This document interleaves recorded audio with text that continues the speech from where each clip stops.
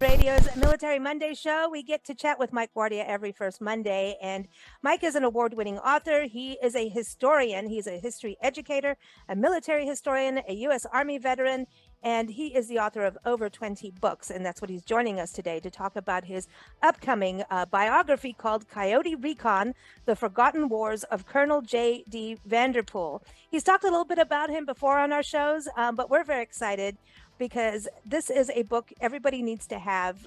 It's going to make a great gift for the holidays. I'm just saying it's coming out in time. We got a sneak peek at the book. So everyone, the best thing is keep up with Mike. Go to MikeGuardia.com. Also follow his Facebook and YouTube pages and watch for this book to come out because J.D. Vanderpool has an incredible story. Really just going from his childhood to, entering in the Army, going to Hawaii, the Philippines, Korea.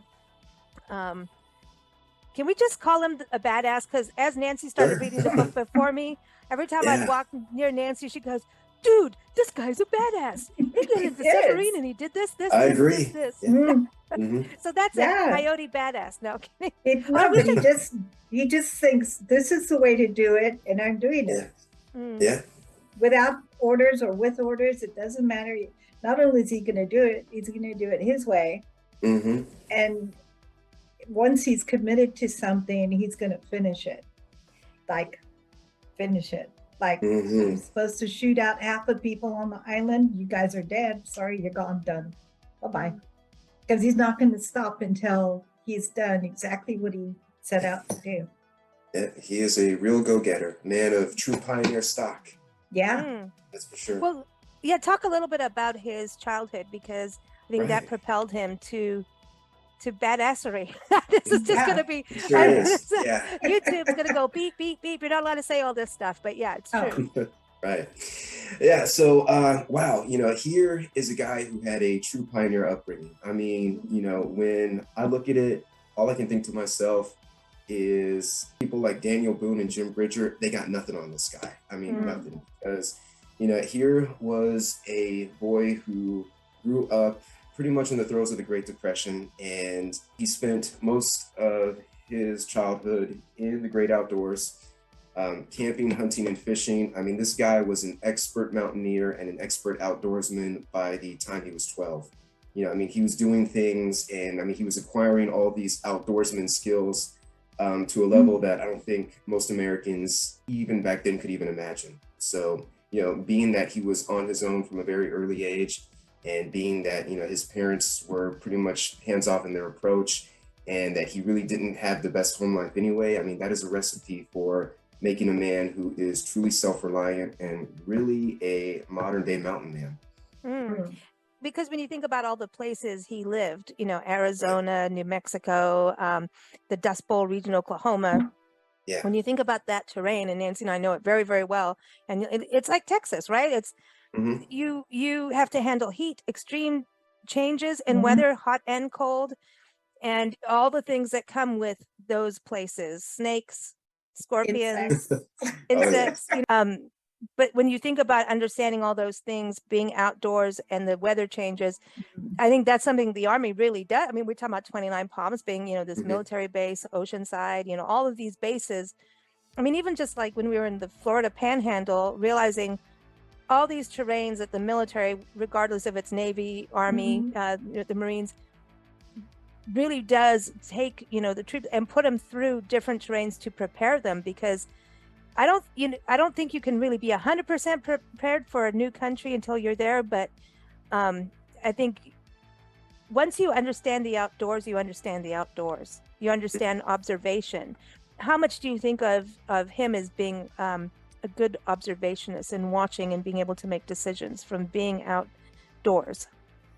Well, I think that it really put him ahead of a lot of his peers because, when you're young and you still have a lot of plasticity in your mind and you are still very emotionally resilient at that point, I think if you learn those hard lessons at an early age, and if you develop a lot of those hard skill sets at an early age, it really helps you to be able to make those decisions. It gives you that intellectual ammunition. It gives you that mental flexibility, I guess, to really prepare you for, how to act in those situations and how to be able to observe it with a critical eye Mm. and be able to detach a lot of the panicky emotions that I think would otherwise be associated with it. Mm. Yeah, because there is no, with this fellow, there is no second guessing. Once he makes a decision, which is really fast, he goes like 120%, man. That's it. He doesn't second guess himself. He's whatever he's going to do, he's going to go full charge. Mm. So then he knows And how he to did do not. calculated risk then. Yeah, he Yeah. sure did. Yeah, as a matter of fact, from a pretty early age, I think, he was forced into a situation where he had to make those calculated risks Mm. because, he never said it explicitly, but, if you read through his oral history and you just listen to how he describes his upbringing, it's never something that he explicitly stated, but when you read between the lines, you can pretty much surmise that he did not have the most stable home life, and he Yeah. really did not have what you would call a happy childhood. And I can safely extrapolate that he used his love of the outdoors kind of as a means of escapism. But when he is only a few weeks shy of his 17th birthday, his mother falls ill and she passes away. So here he is, orphaned at the age of 16. He is the eldest of 4 boys.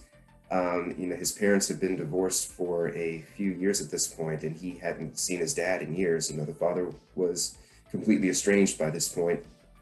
So he is, he is essentially the man of the house, but, he doesn't really have the means to either support any of his brothers, much less himself. So he says, okay, guys, well, at this point, we pretty much have to scatter to the 4 winds.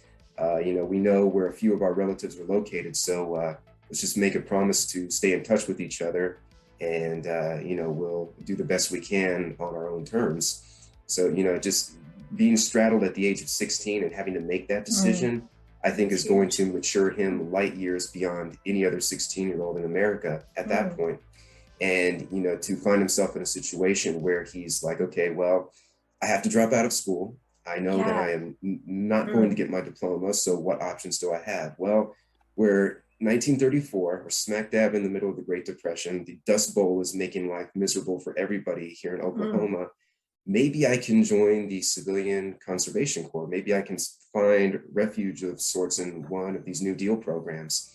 And it was just shortly after his 17th birthday that he walks into a CCC camp and he says, okay, boss, I'm here. Give me a shovel, give me a hammer, and please give me something to do. So, spending a year in the CCC, I think, really added to that mental maturity, because, here were a lot of other teenage boys in a very similar situation to his own. And, they were essentially building the national park system at this point. Yeah. They were building these check dams, irrigation systems. And then after that, he says, okay, well, I've had enough of the CCC. Now I'm just going to become an itinerant worker, working my way from place to place, try to stay with some relatives, and then save up enough money to where I can finally get to California. And by the time he's 18, he's working a day job in construction where he's building the All-American Canal. And then at night, he's a truck driver. And I'm thinking to myself, man, these are 2 top-notch blue-collar jobs, very hard labor jobs that an 18-year-old kid is doing. And I'm just thinking, man, that mentally is going to make him at least the equivalent of your average 35-year-old. Yeah, for sure. And then to say, well, I think I've had enough of this, but to see the world, maybe get some room and board. You know what, boss? I think I'll join the Army. And to have that experiences lead you to the Army by the age of 19. That right there is going to make one outstanding soldier. It's interesting, going, that double duty work that is hard work physically. But, when you think about truck driving, we've talked about it with pilots and things where you're behind the wheel and you have to have a focus, you have deadlines, you have to make it work. I think that's also part of his makeup, is that part of that observation and that drive that he has, literally, to be able to do that and do it double duty. That's That's a lot of work. So off he goes to the army, but he had a choice to go to Hawaii or to go to the Philippines. And he's like, let's go to Hawaii and see some palm trees and see the ocean. And, but that's the same. And I mean, the Philippines have palm trees and they have palm trees and ocean, but he thought Hawaii was going to be more fun. Right. So I think from the perspective of a 19-year-old, he was telling himself, well, you know what? Both of these locations sound really good. And I can do one and then the other. As a matter of fact, I can make my way farther east. I can use Hawaii as a stepping stone to get to the Philippines. Because, I see these as two items that I really want to check off my bucket list. And yeah, if I can start in Hawaii, I can see what they're all about. And, I can enjoy the leis, I can enjoy the hula skirts. I can see all of the images that popular culture has told me about Hawaii. And then after that, I can go over to the Philippines and I can see what they know. And, to a 19-year-old in 1936, I mean, totally see how that would be his thought process. And probably the furthest thing from anybody's mind at that point anyway, would be the possibility that within just a few years, the entire Pacific region would be set on fire and we would be at war with the Empire of Japan. Yeah, and he was there for Pearl Harbor. He sure was. And, oddly enough, he was not necessarily surprised when the war finally came. And he said something that I think was very profound. And it's something that I had never heard and I had never read anywhere before. But in the weeks and months leading up to Pearl Harbor, he was called in to a briefing theater with all of the other officers in the Hawaiian division at that point. And he said that it was General Walter Short who gave the brief. He said, look, guys, the writing is on the wall. We all know that the Empire of Japan has been making trouble all throughout the Pacific. We saw very clearly what they did in Manchuria. So I'm just going to give it to you guys straight. Look, whether we like it or not, someday soon, we are going to be at war with the Empire of Japan. And I just got out of a meeting with the president of these United States, and we have determined that probably on or about January 1st, 1942, we are going to be engaged in active hostilities. So I want you guys to be prepared for this possibility. And what I want you all to do is I want you to make ready. Yes, we know that the War Department has put us on a shoestring budget, but we're going to have to go to war with the army we have and not the army we want. So memorize your battle positions, know your jobs inside and out, because it's not a question of if, it's a question of when. And when the war finally does come, I want you guys to be ready. Don't say anything about what you have heard in this briefing until long after the war is over. And here's another kicker, guys. We know that if we go to war with Japan, they're not going to last too long, okay? Eventually, we know and they know that they're going to lose. But when we do win this war, all throughout the war, guys, do not, and I can't emphasize this enough, do not criticize the Emperor of Japan. You can criticize the government, you can criticize the Japanese military all you want. Don't say anything bad about the Emperor, because we are going to need the Emperor after the war is done to help reestablish control. And, Jay, at this point, he is like a 24-year-old officer, and he's sitting in the briefing and he's like, okay, well, that's interesting. It doesn't really surprise me because I know what the Japanese have been doing, but wow, I wonder how they came up with a January 1st, 1942 ETA of when we would probably be at war. So neither him nor any of his comrades who were sitting in the briefing, at least based on what he said, none of them were surprised to hear this. They said, okay, well, we know that war's coming, but wow, January 1st, that's only like a few months away. Okay, so essentially, General, what you're telling us is that, we see the freight train coming down the tracks. We see the glow of the headlamp. We know that the train is going to plow us over. Just you're telling us essentially to either, try and cut the track or try and build a barrier to try to lessen the impact of the train when it hits us. So that's with that in mind, they said, okay, well, if we know it's coming, let's just try to do the best we can. But no one really anticipated it happening on the 7th of December. And, now we get into, the realm of what the government knew, when they knew it, and if they could have done anything to try to prevent that attack. Well, there are as many conspiracy theories and as many pieces of evidence out there as the day is long. But, Jay just said, okay, well, this is the information that I've received. So what I'm going to do when the attack actually happens is I'm just going to do the best I can. And then on the morning of December 7th, he awakens to the sights and sounds of Pearl Harbor and is like, okay, this is it. This is what we prepared for. And, he tries to do the best he can. But, the part of the military complex that he is on at the time is Schofield Barracks. And they are getting strafed by Japanese planes left and right. And anytime anyone tries to assemble a convoy or tries to commandeer a vehicle, they are cut down in a hail of Japanese gunfire. And, so he and his unit don't have much else to do except, stay there helplessly, pinned down and, catch these glimpses of Battleship Row going up in flames right in front of him. Wow. And, so while he's seeing all this death and destruction all around him, he says to himself, okay, well, let's at least try to make our way down to the beach so we can set up all of our defensive positions. And by that evening, he is among a handful of survivors who are digging trenches along the beaches of Oahu.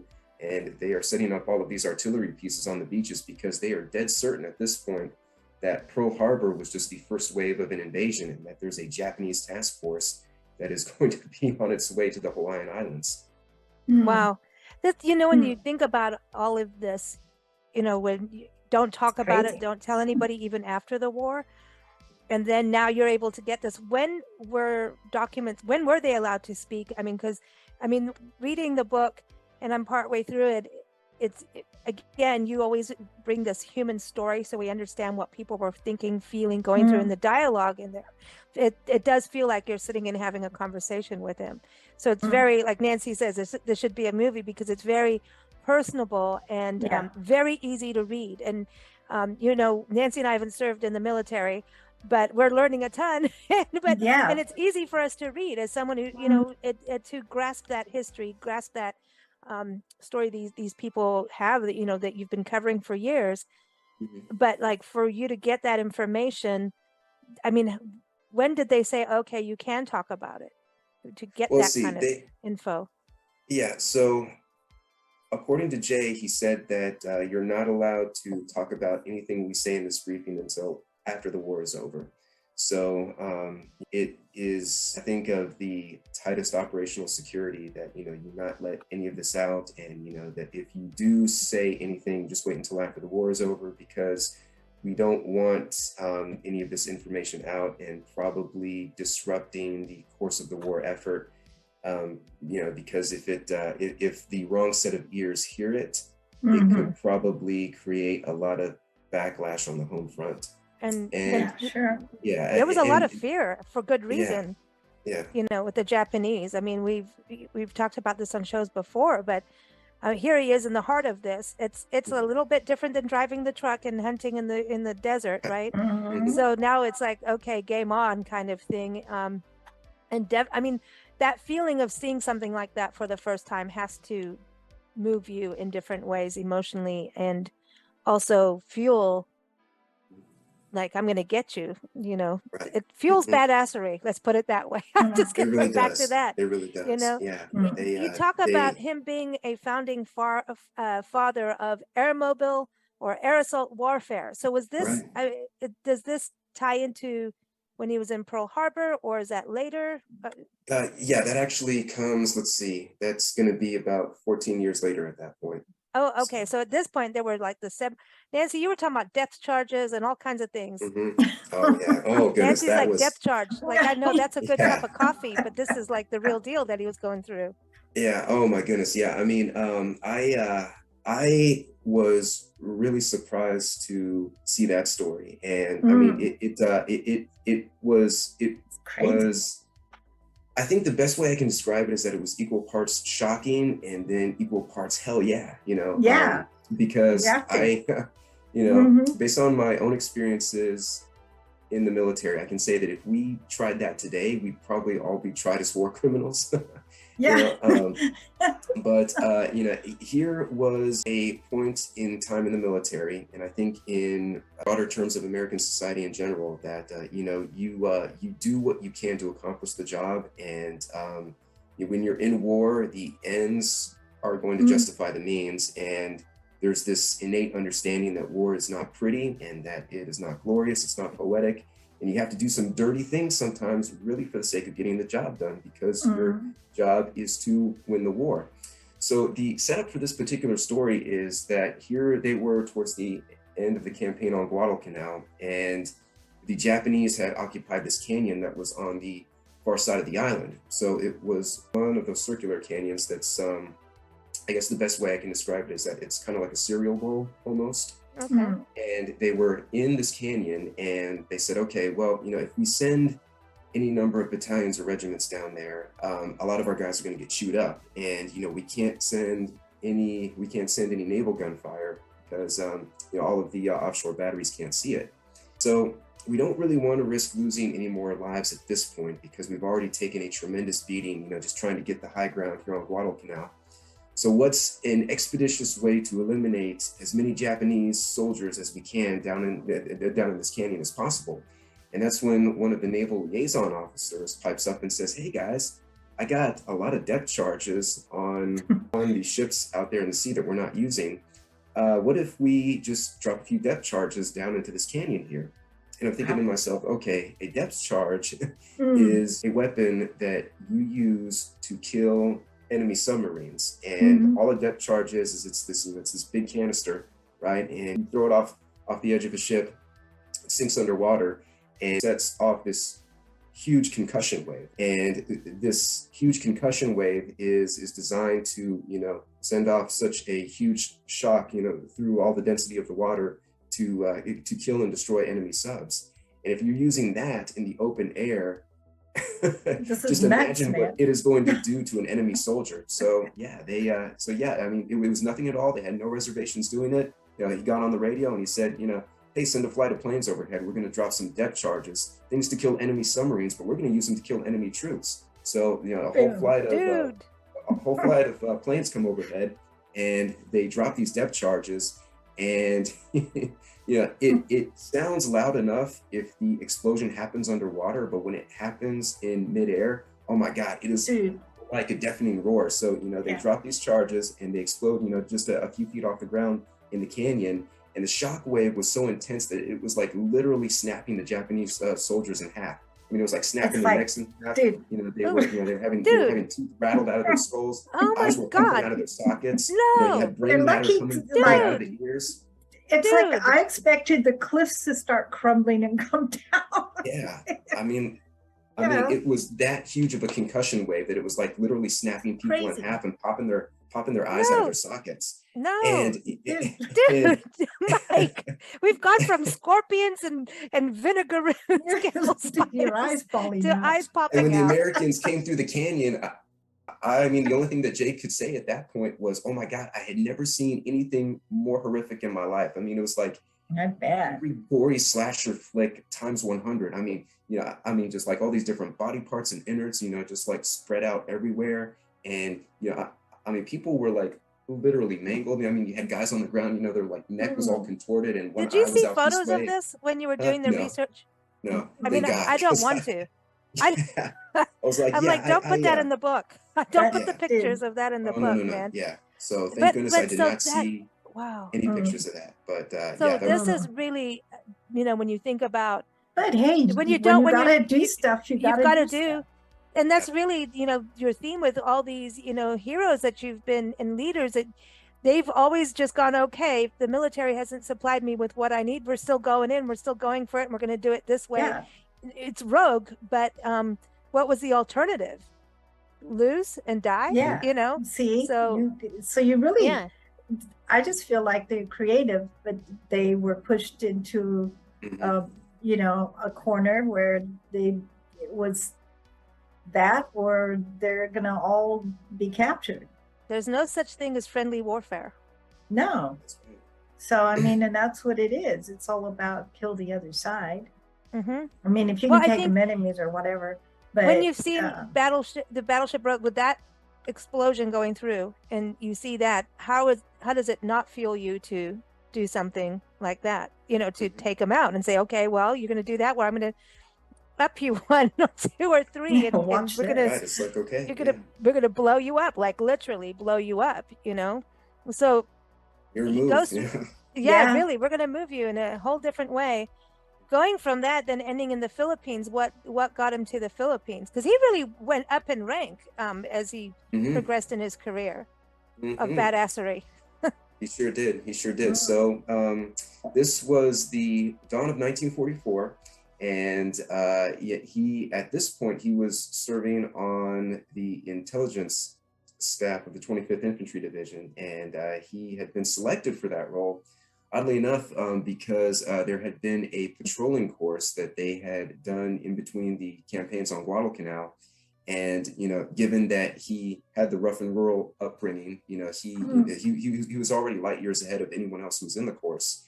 And, you know, he actually became a student instructor in the course of that patrolling class that they were doing. And he said, okay, guys, yeah, you know, here's what I learned when I was growing up in the wilderness, you know, out in places like Arizona and Oklahoma. Here's how you build a lean-to. Here's how you can make a fire. Here is how you can make a fire even if the ground surrounding you is wet. And, you know, so all of his fellow students are soaking up this information. And towards the end of the course, there was a secret ballot that Vanderpool knew absolutely nothing about. This ballot would essentially select who was the most outstanding student of the course. And all of his classmates unanimously selected him as the, as the outstanding student. So that information made its way all the way up to the top of the division headquarters, and you had the G2, the guy who was in charge of intelligence, say, okay, you know what, this guy Vanderpool, I want him on my staff. I need somebody I need somebody with that type of a tactical mindset to help us plan all of these intelligence operations. And while he's there, he gets a call from the general headquarters of the Southwest Pacific area. That's the fancy name that they applied to MacArthur's headquarters. And he said, hey, I need some volunteers for a highly hazardous and a highly classified mission. I need someone who is a real go-getter. I need someone who knows how to operate in the wilderness. I know someone who is skilled in the arts of scouting, patrolling, and tracking. Basically, give me the best outdoorsman in your ranks that you can find. And Jay was actually the first point of contact to receive that communique. He's like, oh, hey, we got something here from GHQ up at MacArthur's digs. And you know what, this guy that they say that they're looking for, you know, if I can, I would like to volunteer myself for this mission because it sounds like it's really right up my alley. And yeah, he got permission, of course, to do it. He gets briefed on it and he says, hey, you know, I don't know exactly the details of this, you know, so-called highly hazardous mission, but if you want a guy who can track and patrol like the best of them, I'm your guy. And, you know, he finds out when he gets there that, okay, you know, the secret mission is you are going to become a Johnny on the spot commando, and you are going to be placed on with